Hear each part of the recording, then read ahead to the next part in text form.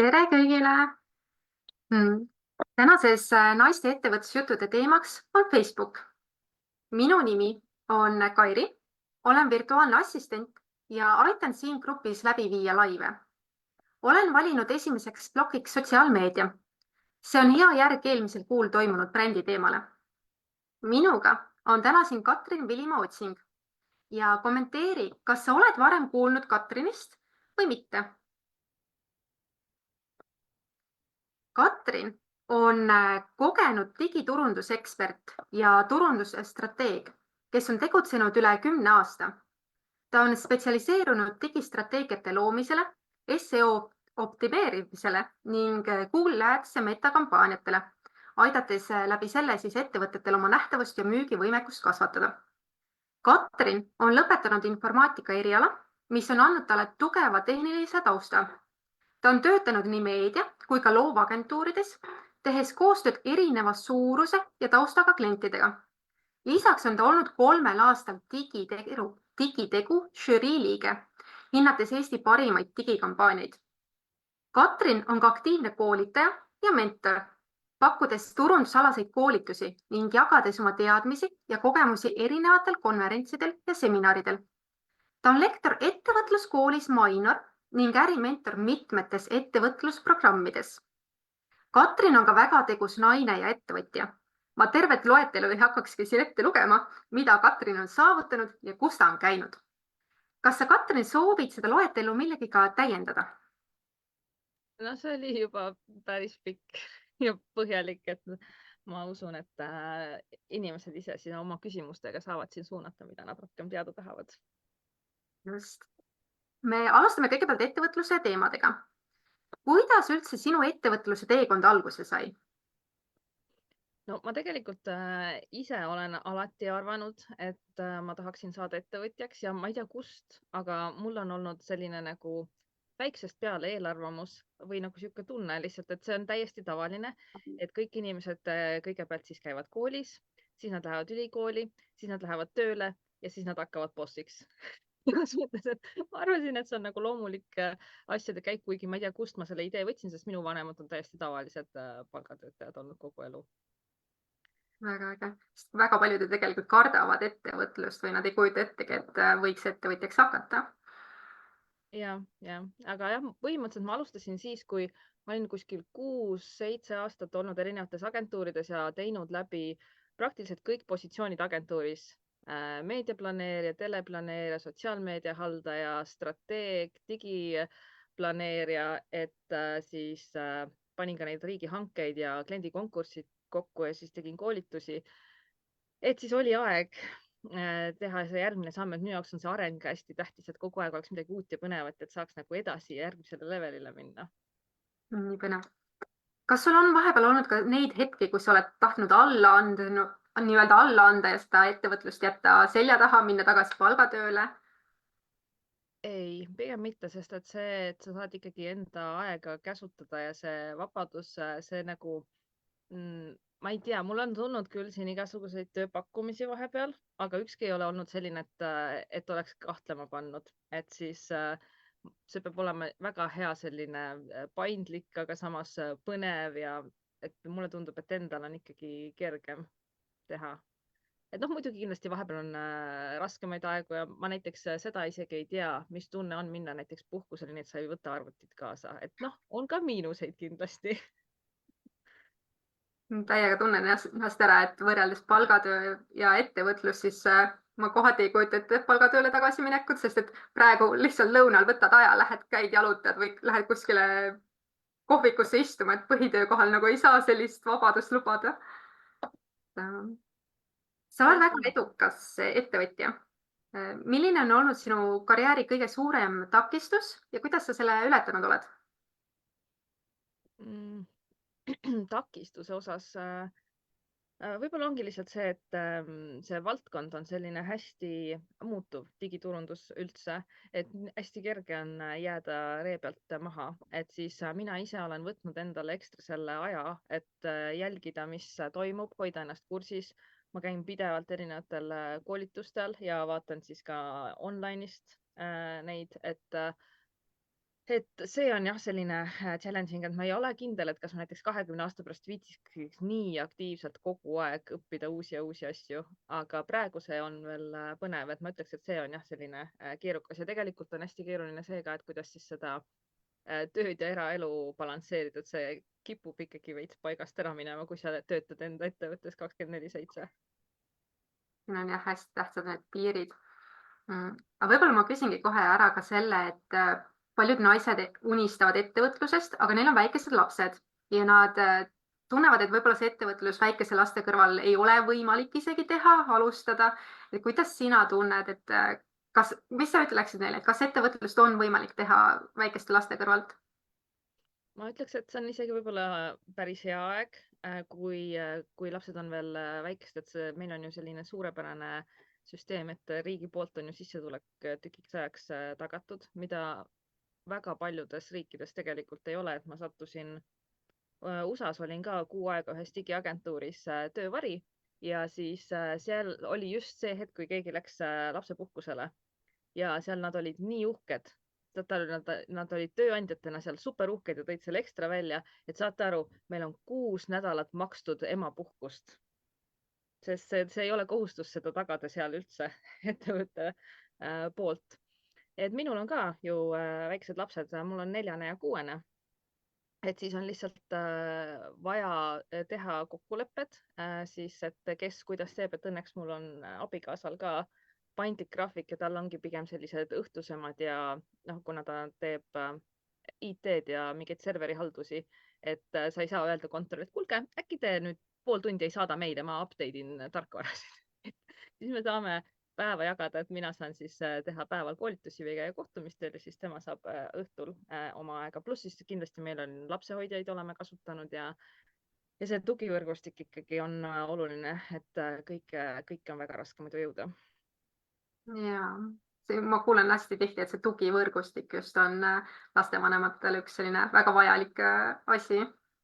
Ja no näiteks üks nipp, mis me tegime, on, et mul on sõbrannadega on suhteliselt sarnases vanuses lapsed ja siis meil oligi üks lapsehoidja, kes oli täiskohaga meie seltskonna peale ja siis me jagasime omavahel päevad ära ja siis lapsehoidjal oli hea, et tal oli kindel nagu täississetulek, aga me ei pidanud nagu mina üksinda ei pidanud täisinimest palkama, et me saime nagu seda ära jagada. Väga kaval nipp.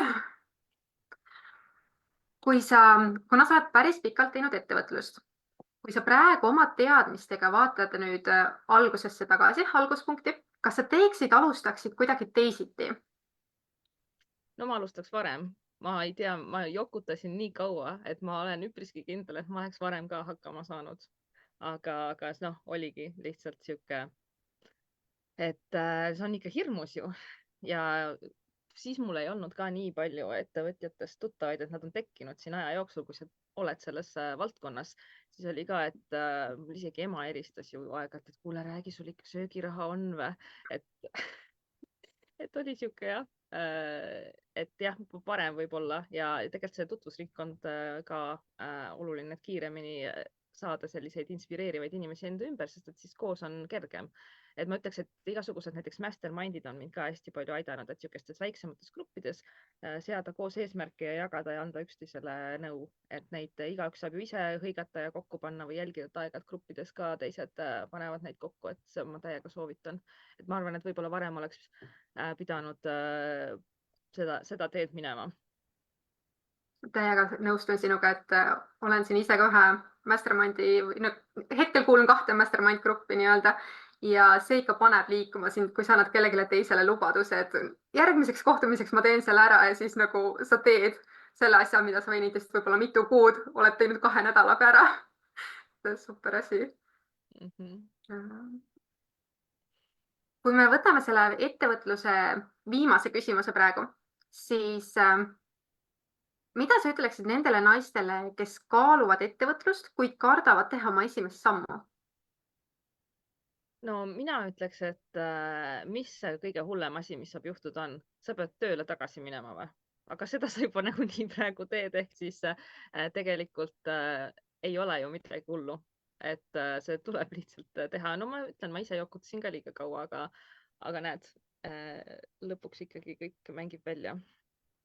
Ja siis tänapäeval on ju õnneks ka see, et sa saad OÜ teha, kas oli 10 sendiga äkki ja isegi kui sa teed, sa proovid, sa oled teinud seda, mitte see, et kunagi mõtled, oleks pidanud vist ikka tegema, sa oled ära teinud, proovinud, kui ei tule välja, saad ju alati tagasi minna põhitöökohale.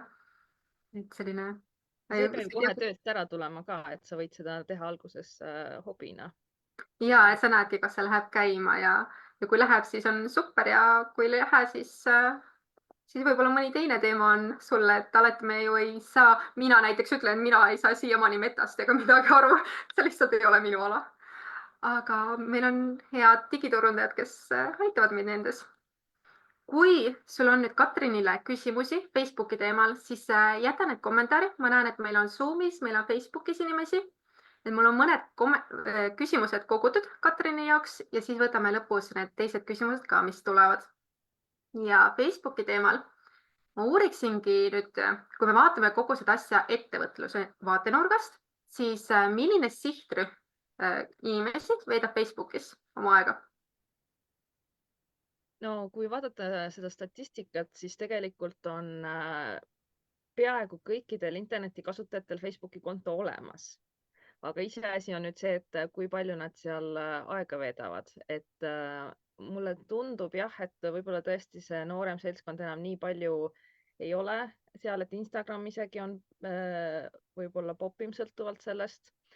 Samas näiteks see arvamus, et kõik vanad inimesed on Facebookis, ei pea ka paika, sest et üks kampaania, kus oligi sihtrühm olid pigem 50 või isegi 60+, siis see üldse ei läinud Facebookis ja mis seal töötas, oli lihtsalt pannagi printreklaami. Et siis, kui ilmus artikkel nagu see sisuturundus, siis müük hüppas ja täiega võimlesime ja proovisime, aga ei saanud nagu seda e-poe müüki üles Facebooki reklaamidega nii hästi, et see oleks olnud tulus.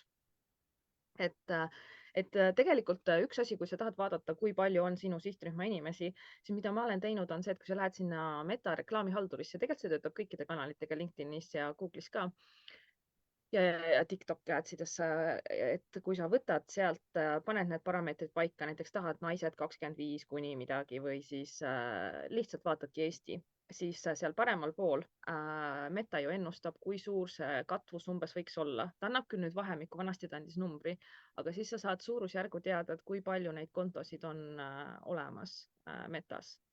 Ja kui sa muudad placement'i ära seal placement'ite all, et ainult näiteks Instagram või ainult Facebook, siis sa saad vaadata, võrrelda ka, kuidas siis näiteks Facebooki ja Instagrami statistika on. Päris põnev. Jah, siis kui ma reklaame teen, siis ma küll vaatan, aga ma ei ole läinud teadlikult vaatama, et huvitav, kui palju kedagi seal on. Selline hea nipp.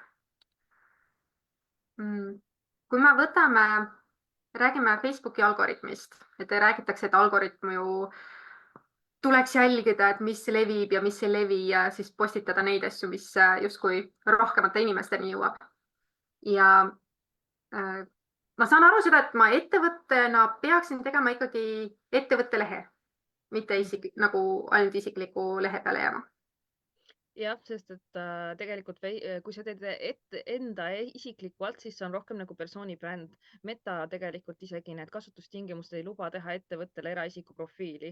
Et kui mul on siin olnud ka koolitustel inimesi, kes ei ole teadnud seda ja ongi teinud näiteks mingisugune minu ettevõte on eesnimi ja OÜ on näiteks perekonnanimi või midagi taolist.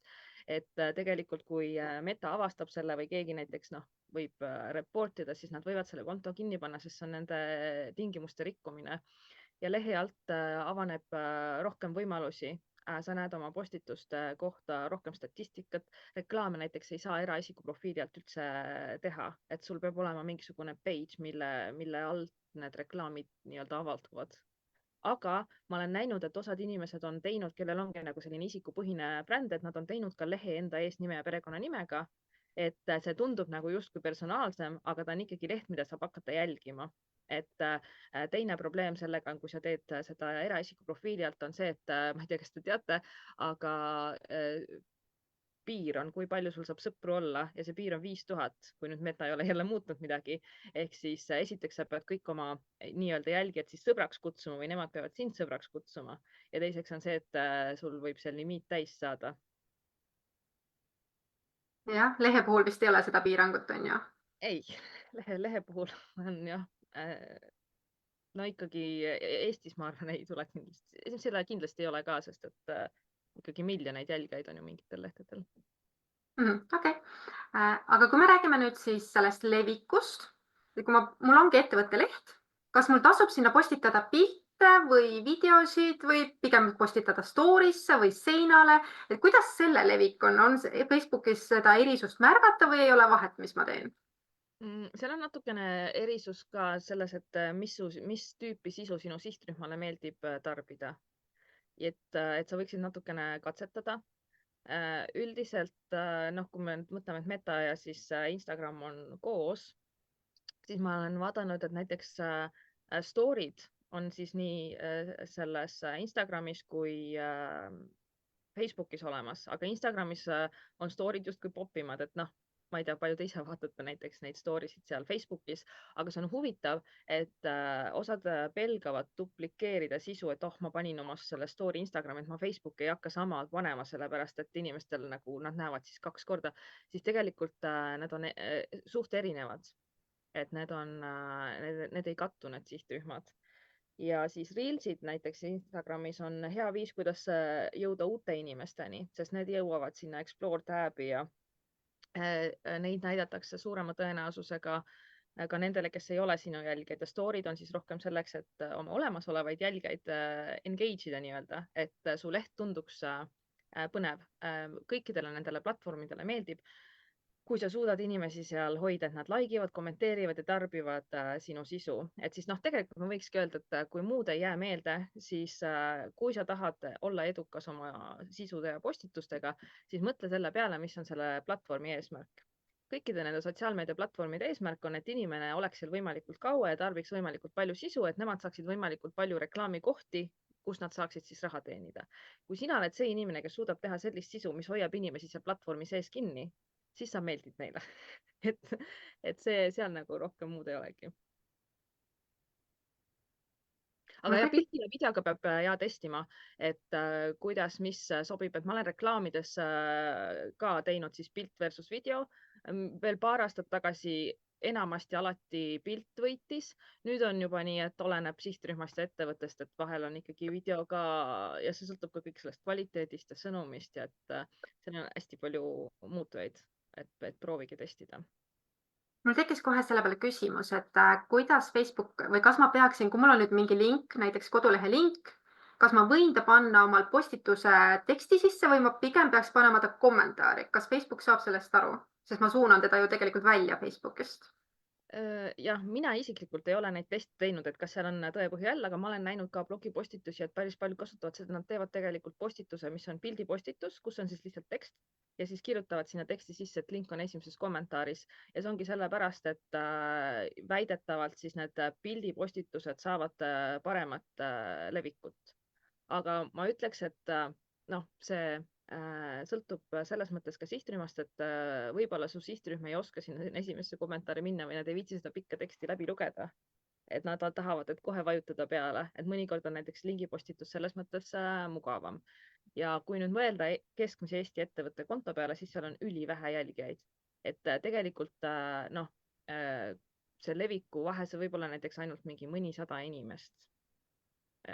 Kas on see pilt või et testige lihtsalt, et mulle tundub isiklikult, et Facebookis vähemalt see orgaaniline levik, seda tasuta levikut peaaegu üldse ei eksisteeri, et siis seal hea sisu annab mingisuguse efekti, aga suurema efekti annab ikka, et sa pead mingisuguse eelarve panema selleks, et oma postitusi levitada või siis sa peaksid panustama aega, et näiteks jagada neid erinevates gruppides, aga aeg on ju ka raha tegelikult, et siis nagu oma ressursse vaadata, et kuidas siis oleks mõistlik jagada. Sa läksid sujuvalt mõnusalt selle teema peale, mis ma tahtsin su käest küsida, et millised on need tasuta võimalused turundamiseks või siis teistele silmajäämiseks Facebookis, et kui mul nüüd tõesti ei ole seda raha praegu reklaame teha? No kõige levinum on erinevad sellised teemagrupid. Iga valdkonna kohta peaks olema grupp olemas. Kui sinu valdkonnas ei ole, siis sa võid alustada seda gruppi. Küll aga ma ütlen kohe, et seda see on päris palju tööd ja modereerimist ja haldamist, et kergem on kellegi teise grupis, aga ettevõtjate gruppe on hästi mitmeid.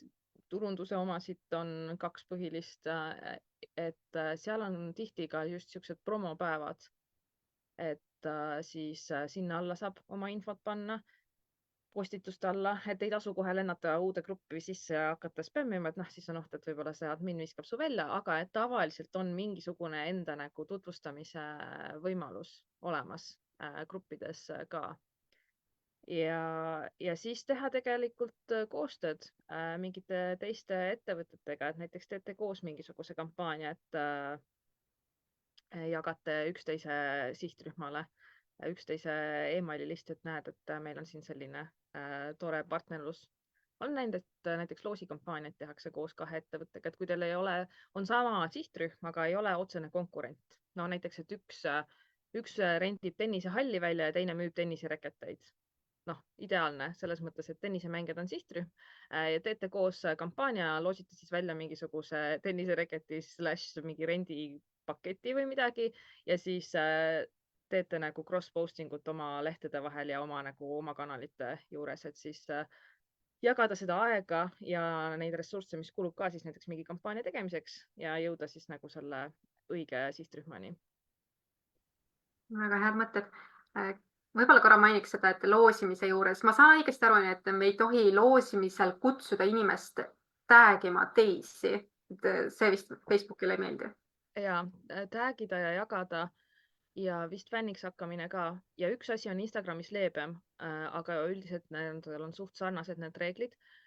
Meta reeglites on see väga lakooniliselt tegelikult kirjas. Seal on kirjas, et sa ei tohi kasutada inimeste isiklikke seinu või neid feed'e selleks, et oma siis seda promotion'it läbi viia. Ja kui sa tagid inimesi, siis see jõuab ju tema sinna notification itesse ja feed'i ja kui sa jagad, siis eriti see postitus levib. Et tegelikult on Eestis ka pandud kinni lehti nende mängude pärast, mis rikuvad reegleid. Tavalisem on see, et see postitus lihtsalt kaob ära niimoodi. Aga kui ma tahan nüüd loosimist teha, siis ma lihtsalt näiteks teen üleskutse, et kommenteeri seda postitust, mis on sul lemmik aastaaeg või et siis nende vahel läheb loosi. Kõige tavalisem on jah, lasta kirjutada midagi sinna kommentaaridesse ja sa võid seda kasutada ka selleks, et ise ideid saada, mingeid tooteparenduse ideid või siis lihtsalt, et e-poodidele näiteks ma olen soovitanud, et laske valida enda e-poest neil mingisugune toode välja, mida nad tahavad auhinnaks ja las siis mingi mõned, kes siis selle kommentaari teevad, saavad selle auhinna. Ja see on väga hea sellepärast, et sa saad inimesed oma e-poodi surfama ja äkki neil hakkab midagi silma ja ostavad niisama ära. Pluss siis, kui sul on see metapiksel peal, siis sa saad nendel, kes siis käisid seal poes surfamas, neile veel meelde tuletavat reklaami näidata retargetingiga. Ja need, kes ei viitsi tulla sinu lehele, äkki nendel hakkab kommentaaridest mingi toode silma, kui teised on linkinud neid. Pluss siis saad ise ka teada, mis siis rahvale sinu asjadest kõige rohkem meeldib.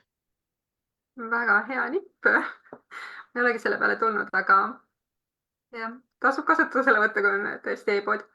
Meil tuli vahepeal, ma võtan tegelikult ühe kommentaari, väga hea tuli, et kui leht suletakse, siis seda enam tagasi ei saa või? Mina olen saanud küll tagasi lehti ka. See lihtsalt on, kuidas seda nüüd viisakalt öelda, väga närvesööv protsess, sest et meta support on aeglane ja väga selline, väga raske on saada kellegi asjalikku jutule, sest nendel on see esimene liin on botid või siis sellised nagu sisseostetud kõneteenus, kes siis täitsa bingoloto, kas satub keegi, kes viitsib sinu muresse süveneda või siis on keegi, kes lihtsalt ütleb, ei, our decision is final. Aga raskem on muidugi see, kui sa päriselt oled mingeid reegleid rikkunud. Et siin tegelikult sagedamini lähevad lehed kinni just mingite vigade pärast, et siin praegu näiteks on, kui finantside teemal rääkida, siis mingid laenud ja näiteks sellised sõnad on sees, et siis võib minna leht bänni, sellepärast et need on automaatselt pandud sellisteks riskisõnadeks, kuna neid pettusi on nii palju, millega siis üritatakse inimeste käest raha välja petta ja siis, kui sina päriselt tahad rääkida nendel teemadel, siis võib juhtuda, et need Facebooki botid peavad sind skämmeriks. Ehk siis tasuks olla järjepidev ja seal ikkagi püüda nendega ühendust saada. Jaa, et kõige kiirem viis, miks ka näiteks on hea, kui sa teed endale selle lehe ja siis ka veel selle business manageri all on seal küsimärkus ja võetud help sektsioon, kus siis saab alustada chati. Kõige kiiremini saab tavaliselt sealt chatist vastuse või kui sul on olemas enda see meta esindaja ja tegelikult nad aeg-ajalt helistavad, nad päriselt helistavad +44 ehk siis nende UK numbrite pealt, et need ei ole skämmerid, need on päriselt meta esindajad.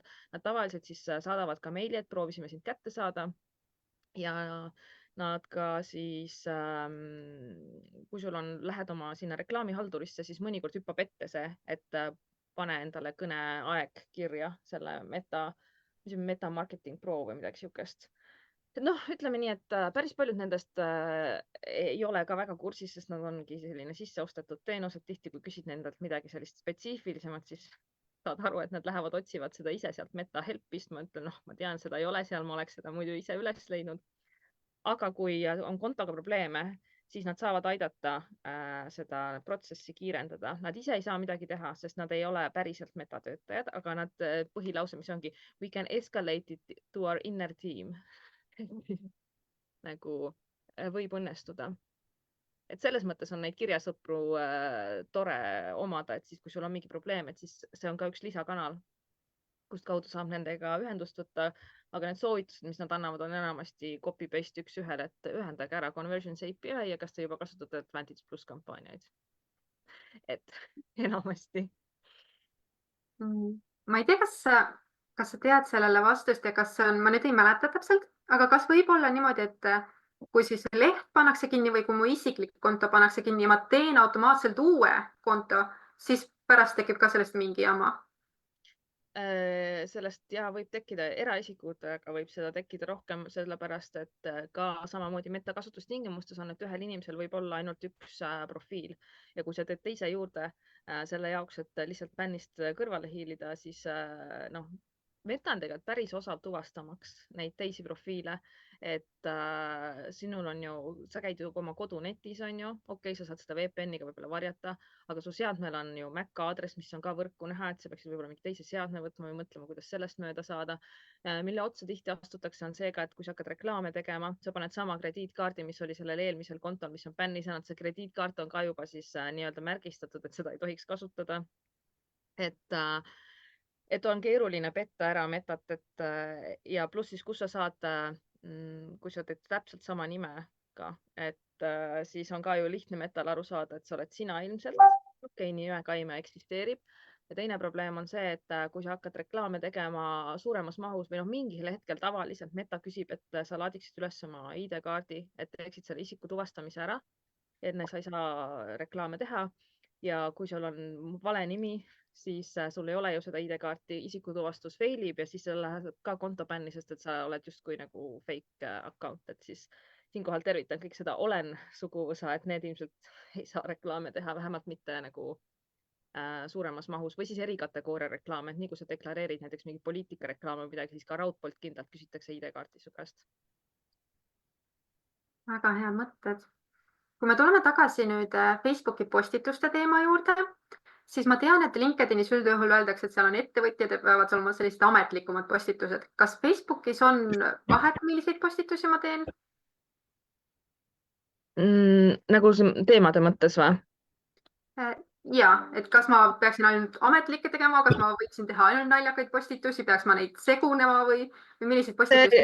Jah, kõik sõltub ka, mis su sihtrühmale peale läheb, et neid naljakas sisu öeldakse, et põhiline, mis sotsiaalmeediasse tullakse ju aega veetma, et siis, kui sul on mingi vaba hetk või tahaks meelelahutust, et siis edutainment on üks hea sõna, ehk siis nagu education ja entertainment koos, et oleks meelelahutuslik või sihuke nagu kergem, mitte väga pikk ja tõsine ja siis, et saaks midagi head teada ka.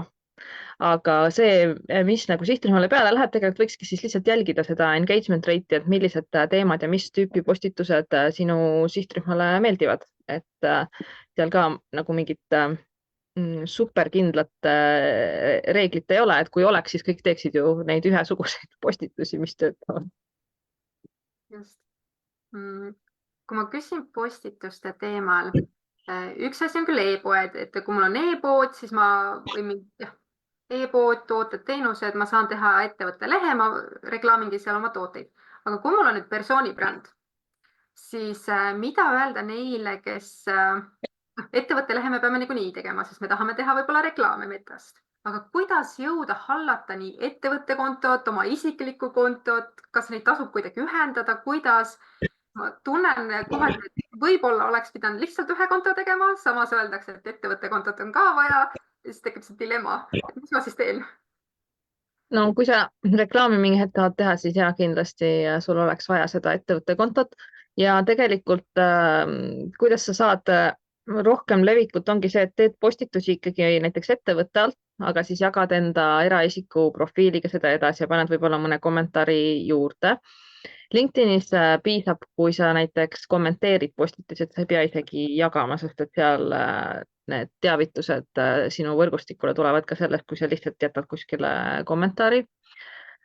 Aga kuidas jõuda, on pigem see, et ma olin ka ju agentuuris sotsiaalmeedia haldaja, siis kui alguses võib tunduda, et selline sotsiaalmeedia kalendri ette tegemine või siis ongi, et postituste tegemine, see tundub jube tüütu ja võtab palju aega, siis tegelikult see võtab lõppkokkuvõttes vähem aega, sama mahu loomine, sest et sa oled, see on nagu time blocking või selline, et sa näiteks teedki 10 postituse kujundused järjest. Kui sa teed neid eraldi, siis juba see aeg, et sa lähed Canvasse ja sinna õigesse kohta sisse, pluss siis erinevate tüüpi tööde vahel vahetamine, et öeldakse, et ajul läheb mingi 20 minutit vist enne, kui ta päriselt suudab ümber lülituda. Mis tähendab, et ongi, et kui sa oled tekstide loomise lainel, kujunduste tegemise lainel, võib-olla brainstorming, et mis nagu ideid genereerida, et hoidagi kuskil, see võib ka lihtne mingisugune Sheetsi või Exceli tabel olla, et sisu on ette planeeritud. Ja tegelikult Metas on hästi mugav, saab seal planneris ju ajastada, saab ajastada nii Instagrami kui siis Metasse ja storidesse ka. Lihtsalt stories ei saa neid vidinaid kasutada, mingeid polle küsimuste kastikesi, kui sa arvutist teed. Et linke saab panna sinna storidesse, aga muud enamus asju saab ette ajastada. Küll aga ma päris nii ei teeks, et ajastan ära ja siis mõtlen, nüüd on korras, nüüd üldse ei vaata enam. Et Metal on tegelikult päris tihti erroreid ja need postitused, kuigi nad on ajastatud, ei pruugi ilmuda. Ja teine asi on see, et põhiline asi on ikkagi see engagement, et inimesed kommenteeriksid ja jagaksid ja suhtleksid sinu sisuga, mis tähendab, et kui su sisu läheb ülesse, sa pead olema valmis ka, et kui sinna tekivad mingid küsimused, et siis julgustama seda vastamist. Aga ma soovitan jah, ikkagi planeerida sisu ette, et sul see sisu on siis ka palju kvaliteetsem või näiteks kui juhtubki midagi, et on kiire aeg, siis on jälle auk sotsiaalmeedias tavaliselt väga tavaline. Et siis, kui on ette planeeritud, siis tulevad sisukamalt postitused ja tegelikult ma proovige lihtsalt see lõppkokkuvõttes hoiab aega kokku, et leia mingisugune koht, kuhu siis koguda huvitavat infot ja siis, kui on see planeerimise hetk, siis jaotad selle ilusti kalendrisse ära. Just, et mul endal on näiteks samuti tehtud, mul on Excel, kus mul on tehtud siis erinevate päevade postitused. Ühel korral tegin postituse sisu, teisel korral tegin need videod, töötlesin kokku ja nüüd mul on lihtsalt võta ja ma ei pea praegu keskenduma sellele sisu loomisele, vaid lihtsalt saangi 3 nädala kaupa, et Metas vist väga palju ei saa, 3 või 4 nädalat sa saad ära ajastada. Aga senikaua on vähemalt aega teisi asju teha, kui jälle võtad selle kalendrisse, planeerid endal selle tegemise nii-öelda nende postituste loomise. Aga siin tuli üks hea kommentaar muidugi. Ma tunnen, et see oleneb. Öeldi, et sisu ette planeerides kaob minu meelest jällegi see vahetu emotsioon, mille pealt on väga hea jagada. Kuidas sa tunned? Ma näen ise seda, et kui ma näiteks emotsiooniga postitused, samas kui ma olen selle emotsiooni juba sinna teksti sisse pannud ja ma seda hiljem ajastan, kas ta kaob ära? No kui on mingi sihuke väga päevakajaline asi, mida tahaks kohe jagada, siis tegelikult selle jaoks võiks kasutada siis ju story'sid, et teha mingisuguseid lühikesi selliseid jagamisi. Aga ma arvaks ka, et see vahetu emotsioon see on treenitav või et see, et kui sa teed seda tekste, et sa siis ei treiks automaatselt mingeid igavaid tekste, vaid et sa ikkagi teeksid neid mõttega. et Me saame ju alati neid lisapostitusi juurde teha, et isegi kui mul praegu on iga kolmapäev, siis ma võin teha ka näiteks täna või reedel suvalise postituse, et jah, kui vaata midagi ägedat juhtub ja see on selline asi, mis aeguks näiteks, et siis võib ju jooksvalt ka lisada juurde, aga siis vähemalt need põhipostitused on olemas. Et minu arust jah, kui üldse midagi ei ole ette planeeritud, siis läheb, mis see keskmise ettevõtja strateegia postitustega on see, et pole ammu midagi postitanud. Nii, nüüd täna on see päev, täna ma pean kindlalt midagi postitama. Ja siis ongi tulevad siuksed keskpärased või pastakast välja imetud postitused, sest et pole ammu postitanud. just. Meil on vahepeal tulnud ka väga häid küsimusi. Kõigepealt, mis on sinu lemmikplatvorm? Ma mõtlen nüüd, et kuidas sisu tarbimiseks või reklaamide jaoks mulle ikkagi praegu Meta tundub, et annab universaalsemaid paremaid tulemusi. Kui ma võrdlen näiteks display kampaaniaid Google'iga või LinkedIniga, see ongi Meta tavaliselt kõige tulemuslikum. Google'is on see otsingureklaam on päris hea, mis on siis nagu tekstipõhine, aga ta on juba selle funneli või müügitunneli alumises otsas, et inimesed juba otsivad seda. Ja see sõltub ka natukene, mida sa müüd, et kui sa oledki mingisugune lukuabi või toruabi või keegi, vaata, et sul on juba kohe vaja ja sa guugeldad versus see, et sa müüdki mingeid peokleite näiteks või midagi sellist, mis on hästi visuaalne, et sa võid seda osta ka sellest, et lihtsalt hakkab mingi kena asi silma. LinkedInis on metsikult kallis. LinkedInis saaks reklaamida siis, kui su enda toode on ka ikkagi mitusada eurot kindlasti. Et seal on, ma ütleks, et umbes 10 korda kallim kui Facebookis. Aga ma olen viimasel ajal hakanud ka neid igasuguseid story'sid ja reels'e Instas kerima. Nagu see on väga halb komme. Aga jah. Ja ise ma tahaks rohkem LinkedIni jõuda ja lugeda, mis seal kirjutatakse, aga kuidagi ei ole see nagu harjumuseks saanud tõesti. Kohati neid platvorme nii palju, kus olla ja tarbida, et siis tee oma ettevõtlust veel ja siis ongi see, et kuskile ei jõua. Ma jõuan ka enamjaolt vist ainult mingeid tähtsamaid story'sid vaadata, kui on selline kiirem päev. Need teevad kohe ette. Milline võiks olla 2025. kõige tõhusam strateegia, et väikese eelarvega ettevõte saaks Facebookis nähtavust kasvatada? Okei, kui nähtavust on vaja kasvatada, siis need on tegelikult kaks eri asja tavaliselt. Kõik tahavad, et teeks ühe kampaania, millega saaks nähtavust ja feimi ja siis müüki ka. Et enamasti need on natukene erinevad tegevused. Nähtavuse jaoks ongi hea siis nendes gruppides näiteks kohal olla. Et see ei võta nii palju tegelikult see ongi tasuta lihtsalt sinu aeg, mis on ka päris väärtuslik valuuta.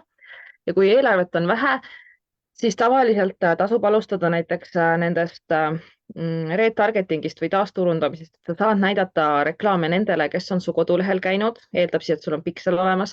Saad näidata reklaame nendele, kes on sinu käest näiteks ostnud või kes on sinu emaili listiga liitunud, et saad üles laadida siis telefoninumbrid või emailid.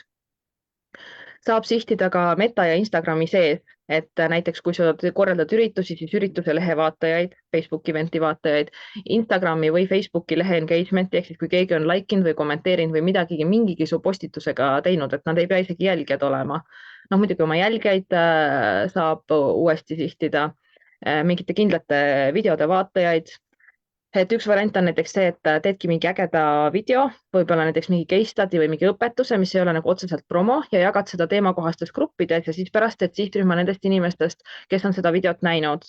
Ja siis on suur tõenäosus, kui sa seda ainult seal gruppides jagasid, et need on siis selle valdkonna inimesed, keda sa tahaksid kätte saada ja kuna nad on seda videot vaadanud, siis neil on juba mingisugune huvi. Ja tegelikult mina ise teen ka reach'i peale ehk siis katvuse peale raha eest kampaaniaid, et nad on tihti või tegelikult nad ongi, nähtavus on seal odavam kui näiteks osta liiklust, traffic'ut või siis seda sales'i teha, et ma kombineerin päris tihti, et vahepeal teengi võib-olla natukene reach'i, aga siis see ei ole enam nii väikese eelarvega, et tavaliselt kuluefektiivsem on ikkagi need müügi ja retargetingi kampaaniad ja need nähtavuse asjad on siis hiljem, aga mõnikord on vaja, et mingi info jõuaks välja ja kui sa pakud teenust lokaalselt või mingis väikses kohas, siis tegelikult enamikes Eesti, Tallinnast siis väljaspool linnades ei ole eriti palju Facebooki kontosid. Ehk siis tegelikult enda nagu raadiust saab ka ju sihtida, et panedki näiteks, et ma tahan näidata maksimaalselt a la 2 korda nädalas a la Viljandis. Ma usun, see ei ole üldse kallis, aga sa oled pildis ja retargetingiga on sama efekt, et kui keegi on juba mingit sinu sisu tarbinud, kas siis Meta peal, Instagramis, kodulehel või ta on su uudiskirja listis, et see sihtrühm ei ole tavaliselt väga suur. Ja siis, kui sinna teha katvuse kampaania, siis Reachi kampaaniatest saab panna sageduse piirangu, sest et väikeste sihtrühmadega on see oht, et mõned näevad siis seda väga-väga palju ja märgivad spämmiks. Et paned sageduse piirangu ja siis tiksub sul see kogu aeg näiteks mingisugune, isegi ma arvan, et mõnikümmend eurot võib-olla kuus ja siis 2 korda nädalas maks. Et see nagu nähtavuse osas kindlasti ka aitab. Või siis ongi, et ta gruppides võimelda, endale nähtavust teha ja siis uuesti sihtida neid, kes siis nagu haakusid sellega, et võtsid, engage isid või tegid midagi sinu sisuga. praegu vist on sama, on ju, et see aasta on see sobinud niimoodi kasutamiseks ja ka järgmine aasta väga palju. Ja no üks asi, mis on muutumas Metas, mis tegelikult ei ole väikeste eelarvete sõbralik, aga mis teha, on see, et need algoritmid lähevad aina paremaks, see ai ja see masinõpe tegelikult. Ehk siis need, kellel on andmed korras, ehk siis Meta teab sinu ostude ja päringute kohta, ehk siis sul on lisaks pikslile ka seadistatud need erinevad tegevused kodulehel, mis inimesed teevad. Kui keegi lisab midagi ostukorvi, siis info saadetakse Metasse, siis nende andmete pealt Meta on juba päris osav, et leida sulle veel inimesi, kes võiksid veel tahta osta või veel päringuid saata. Aga nagu andmetega, kes on õppinud andmeanalüüsi, siis seal on 2 asja. Üks on see, et andmed peavad olema kvaliteetsed, ehk siis need täpsed ja õiged. Ja teine on see, et seal peab olema mahtu, mida nagu väikestel ettevõtetel tihti pole. Et mahuga ongi see teema, et kui seal on lihtsalt, sul on hästi vähe veebilehe külastajaid, eriti kui nad on ka siukse väga segamini profiiliga, et nad on väga erinevad, siis lihtsalt see statistiline viga seal sees, et Meta ei suuda nii hästi leida. Et mul on juba mõned kontod, kus siis tegelikult see Advantage pluss kampaania töötab paremini kui need seadistused, mis ma olen oma pisikeste käekestega ise välja valinud. Siiski praegu mulle tundub, et on võimalik veel ise käsitsi ka ületada neid tulemusi, aga kuna ma näen, et juba mõnedel kontodel see töötab, siis eks need algoritmid ka ju lähevad aina paremaks ja osavamaks. Kõik areneb. Meil on üks küsimus veel. Vaata, kas sa saad sellest aru korra. Millist infot ettevõtja pärast oma Facebooki lehe kasutuse kohta näeb? Äkki see on sellest, et tal praegu ei ole ettevõttel lehte ja ta teeb eraisikult. Et mis see erinevus on, mis statistikat sealt saab? Kui see ei ole see, siis sa võid täpsustada oma küsimust. Aga näeb iga postituse kohta katvust näiteks, jagamisi, like, kommentaare, videode kohta näeb ka, kui palju keskmiselt vaadati ja seal on lihtsalt nagu ka graafiku pealt näha, kus siis kõige rohkem ära kukuvad videovaatajad. Näeb sellist üldist demograafilist infot ka, et nagu vanusevahemikud ja sugu nagu jälgijate kohta ja siis ka Reachi kohta sealt Business Suite'ist. Ja reklaamide all näeb siis kõik, mida sa oled seadistanud ka, et kui sa oledki näiteks neid ostukorvi lisamisi või asju, siis sa saad seadistada oma raportid nii, et sa näeksid ära, millistest kampaaniatest, sihtimistest ja kujundustest tuli kõige rohkem siis neid päringuid või oste ja saab ka segmenteerida samamoodi vanuse järgi, soo järgi, platvormi järgi. Ma tihti vaatan ka kontodel, et kuidas siis on, et kas näiteks Instagram või Facebook, et kumb töötab paremini ja tegelikult, kui sa teed reklaame, siis paljud ei teagi, et need Facebooki reklaamid, kui sa ei muuda, siis vaikimisi nad lähevadki Facebooki, Instagrami, Messengeri ja siis Audience Networki, mis on siis partnervõrgustik Metal, mingid rakendused ja äpid ja et siis ma vahel ka platvormi järgi teen seda segmenteerimist, et vaadata siis, kust tulevad tulemused, et see partner või see audience network on alati odavam, aga seal on ka kehvem kvaliteet ja siis ma proovin hinnata, et kas see odavus kompenseerib seda kvaliteeti või mitte. et ma lihtsalt soovitan selle lehe teha ja siis surfata seal, mis andmeid sa näed. Päris sisukas võrreldes sellega, mis on isikliku konto peal. Jah, kuigi nüüd isiklikul kontol on mingisugune erimood, mulle Facebook pakkus välja, et kas sa tahad selle sisse lülitada ja siis midagi näeb eraisiku konto pealt ka sellega rohkem, aga nii palju kindlasti ei näe, kui lehe pealt näeb. Minul on küll täna väga põnev olnud ja sain siit jälle uusi mõtteid või ideid, et mida rakendada oma ettevõtluses. Ja ma tahan sulle aitäh öelda, Katrin, et sa olid nõus tulema siia laivi, jagama meile sellist väärtuslikku infot. Ja kas sa soovid äkki veel enda poolt mingeid mõtteid jagada oma teenuste kohta, kui nüüd kellelgi tekkis huvi, siis mida üldse saaks sinu käest tellida, osta?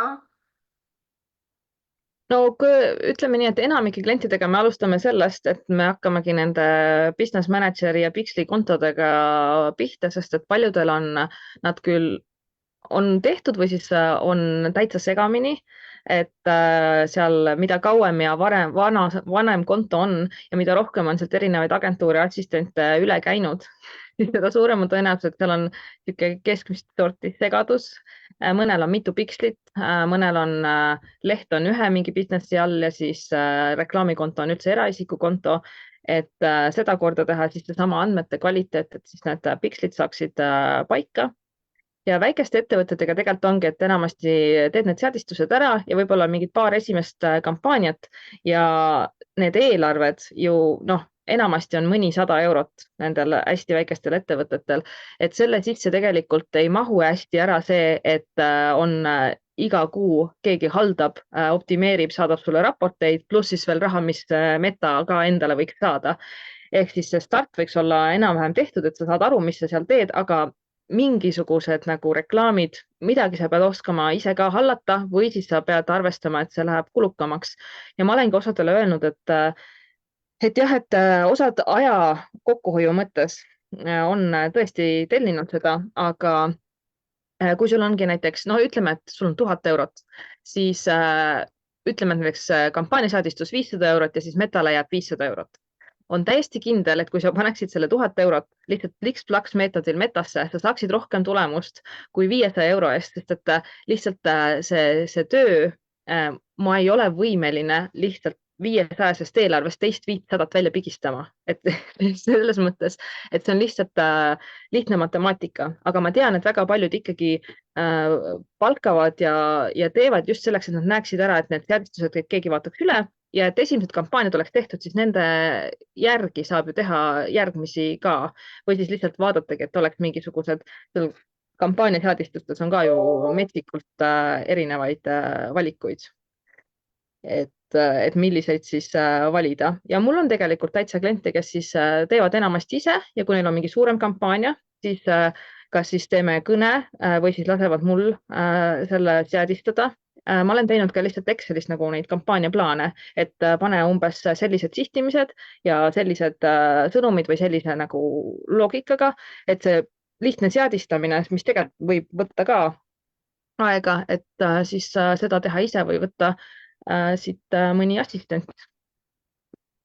Et jah, ja mulle endale kõige rohkem meeldib teha neid täis funneleid ehk siis, et kus ma saaks kõik enda kätte, et on nii maandumislehe kui reklaamide.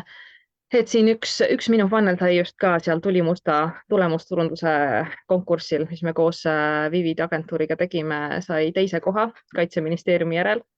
Et siis ka päris uhke, saime siis business to business lead'e, automatiseerisime nende saamise.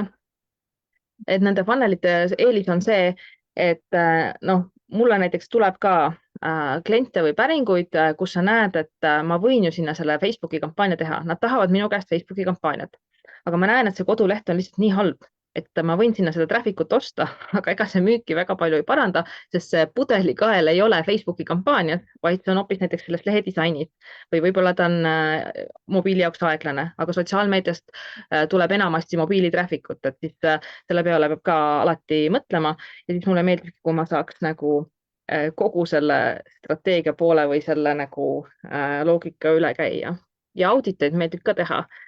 et on hea lihtne, käin lihtsalt klõpsin kõik kontod läbi ja siis teeme kõne või kohtumise ja siis ma räägin, näed, siin ma muudaks seda ja siis klient saab sellise nagu to-do list ja saab ise valida, kas mina teen tal selle korda või siis ta teeb ise või leiab kellegi kolmanda.